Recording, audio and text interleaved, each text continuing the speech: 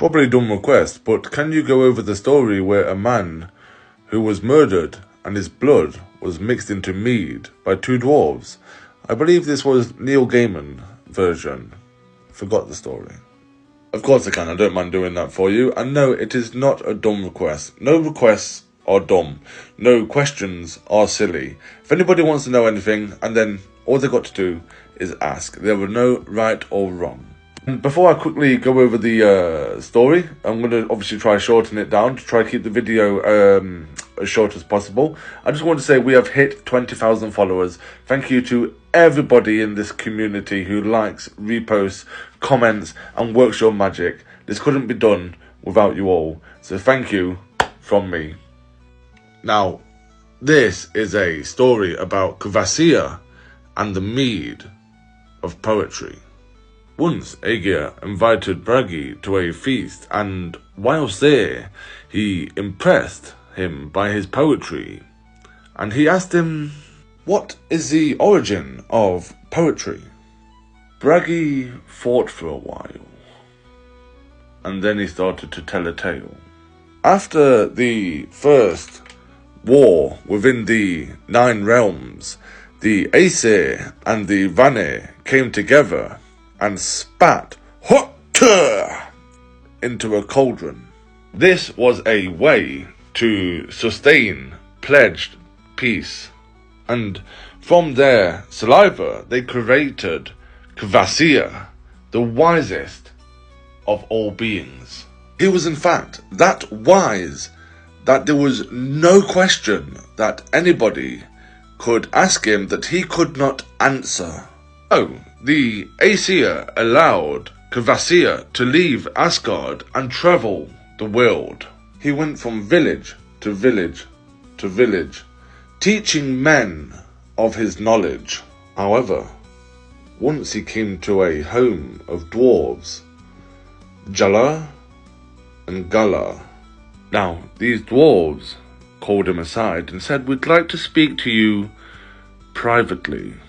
So Kvasir followed them into a room. But Jala and Gala was up to no good, and this was actually a trick. And they killed Kvasir. They slit his throat and let his blood spill into 2 jars. These were called Sun and Budden, and into a kettle called Odaria, and they mixed honey with Kvasir's blood. And it was said that whoever drank it became a skald and a sage.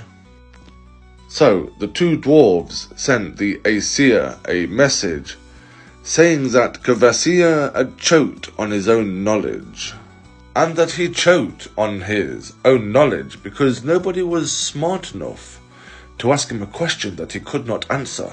So then Jala and Galar sent out an invitation to the Jotun Gilling and his wife so they could come and visit them. Now, when Gilling and his wife was visiting them, they asked Gilling if he could row out to sea with them. Whilst they were travelling down the coast, the 2 dwarves rode upon a rock. Sadly, Gilling was unable to swim, so he drowned.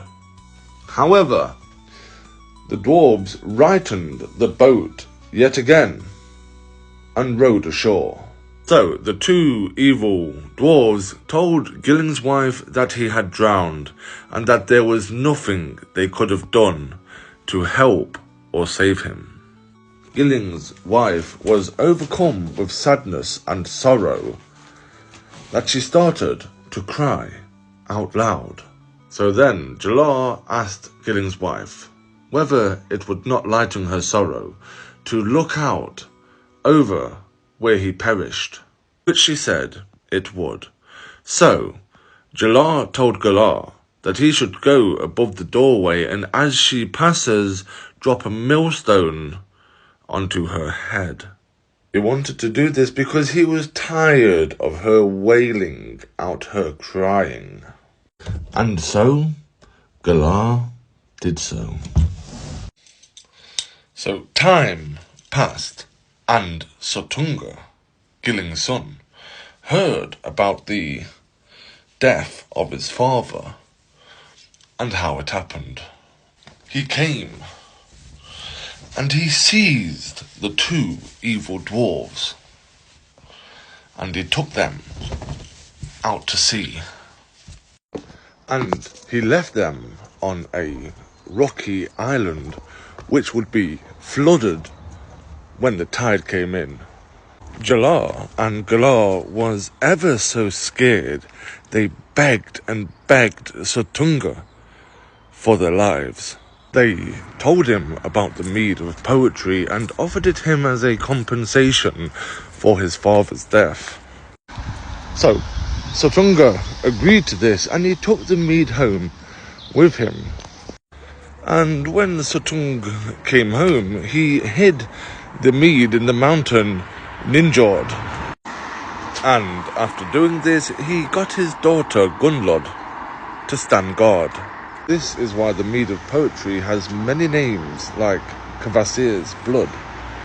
It has also been called the ship of the dwarves, as it was used to get them off the rocks.